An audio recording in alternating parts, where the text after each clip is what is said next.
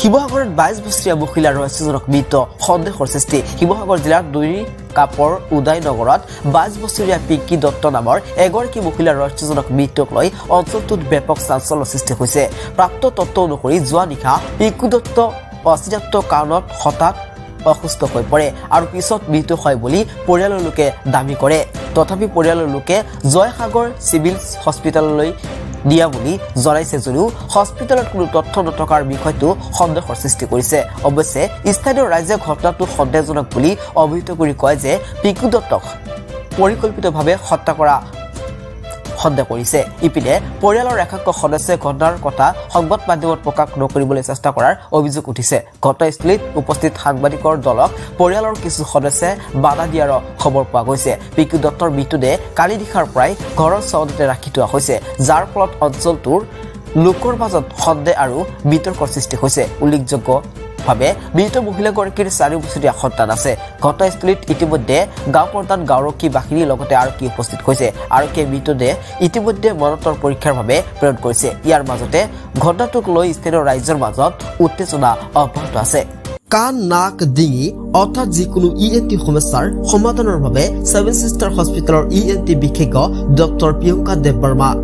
নাকেৰে তেজ উৰোৱা হঠাৎ কাণেৰে কমকৈ শুনা ডিঙি ফুলা অথবা বিষ মূৰ ঘূৰণি শিশুৰ সঘনাই চৰ্দি লগা মাইগ্ৰেনৰ সমস্যা ডিঙি বা মুখৰ ৰোগ আদি সকলো ধৰণৰ ইএনটি সমস্যাৰ সমাধানৰ লগতে উপলব্ধ হ'ব আন কিছুমান বিশেষ সুবিধা কাণ নাক ডিঙিৰ অস্ত্ৰোপচাৰৰ জৰিয়তে চিকিৎসা সেৱা প্ৰদান কৰা হয়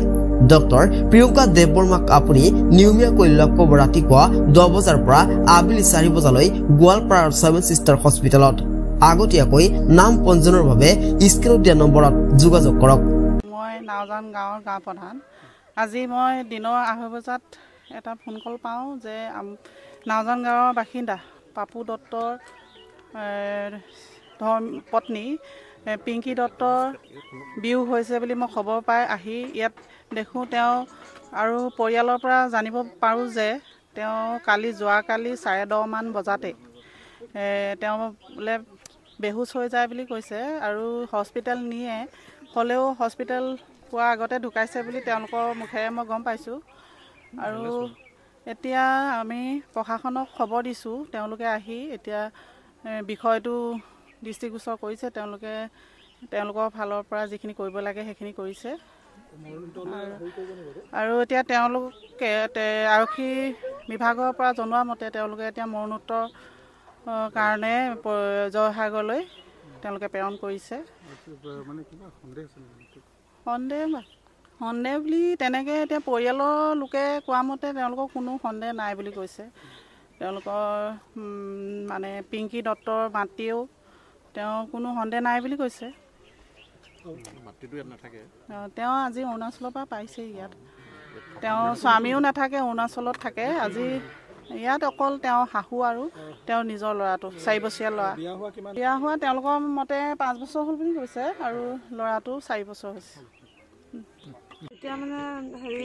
নাইকিয়া হৈ গৈছিলে তো এখন মানে তেওঁলোকে নল'লে মোৰ হাততে থাকে এটা মানে তোমালোকে টিকেট কৰি যোৱাৰ পাছতে মানে হেৰি হৈছে ডক্টৰে তেতিয়া কৈছে মানে তেতিয়া চা মোৰ চেঞ্জ টেষ্ট কাৰণ মই মানে অকলে গৈছোঁ ন আৰু মই নাজানো কি কৰিব লাগে কি ডক্টৰে কি ক'লে হাৰ্ট এটেক বুলি ক'লে তাৰপিছতে আৰু এজন চাৰে চালে তেতিয়া ক'লে আৰু নমৰ বুলি মানে নাই বুলি ক'লে ইয়াৰ পৰা যাওঁতে 10:45 এনেকুৱা কিবা হ'ব মই নাই চোৱা সময় নাই চোৱা ডক্টৰৰ নাম জানা ছাৰ মই একোৱে নাজানো মোৰ মানে বৌ হয় আৰু মোৰ লগত যাবলৈ কোনো নাছিলে মই ইয়াত বহুত মানুহ মজুত আছিলে কিন্তু মই কৈছিলোঁ মোৰ লগত ব'লা কিন্তু মোৰ লগত যাবলৈ কোনো নোলায় মই লৈ গ'লোঁ যেনে তেনে মই ভাবিছোঁ বৌ বাচকগৈ কিবা এটা হ'ব তো ছাৰ নোৱাৰিলোঁ কালি ৰাতি ঘৰত কোন কোন আছিলে কালি ৰাতি ঘৰত খুৰী আছে আৰু দাই এজন আছিলে আৰু ল'ৰাটো আছিলে আৰু বৌ আছিলে মোৰ ঘৰ সেয়া মোৰ মাৰ গা ভাল নাই মই বিয়া হোৱা হয় বিবাহিতা হয় মই অতিথিহে হয় আচলতে মই মাৰ লগতে থাকোঁ মা মোৰ হাৰ্টৰ পেচেণ্ট হয় মই ডিব্ৰুগড় গুৱাহাটী অনা নিয়া কৰি থাকোঁ কোন হয় পিংকি আপোনাৰ বৌ হৈছে নিজৰ মানে মোৰ মানে দাই ভাগৰ পুতেকৰ মানে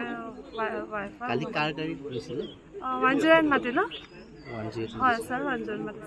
আৰু কোন গৈছিলে 108 মোৰ সেই এজন দাই আছিল কৈছিল যে তেওঁৰ নামটো কি দাইজনৰ নাম তেওঁৰ নাম যোগেন চাংমাই তো চাংমাই গাঁও বেদবাৰী নহয় জানো তেওঁ কেইটা বজালৈকে আছিলে তেওঁ তেতিয়ালৈকে আছে মই ডেড বডিও লৈ গৈছিলো যোগেন খুৰাৰ বাইট এটা ল'ব পাৰিম নেকি বাৰু মই নাজানো যোগেন খুৰা আছে নাই গাঁওবুঢ়াৰ নাম যোগেন চাংমাই এতিয়া আপুনি কৈছে যে হস্পিটেললৈ নিছে কিন্তু জয়সাগৰ আৰক্ষী থানা হস্পিটেলৰ ছুপাৰিণ্টেণ্ডেণ্ট আৰু সেই সময়ৰ উপস্থিত থকা ডক্টৰ আৰু তাৰ CC কেমেৰা ক'তো কিন্তু ইয়াত একো এণ্ট্ৰিয়েই নাই গতিকে তালৈ নিয়াটো কথাটো শুদ্ধ নহয় কাৰণ তাত CC কেমেৰা ফুটেজতো নাই নিয়াটো ডক্টৰ যিজনে চাইছে সেইজনৰ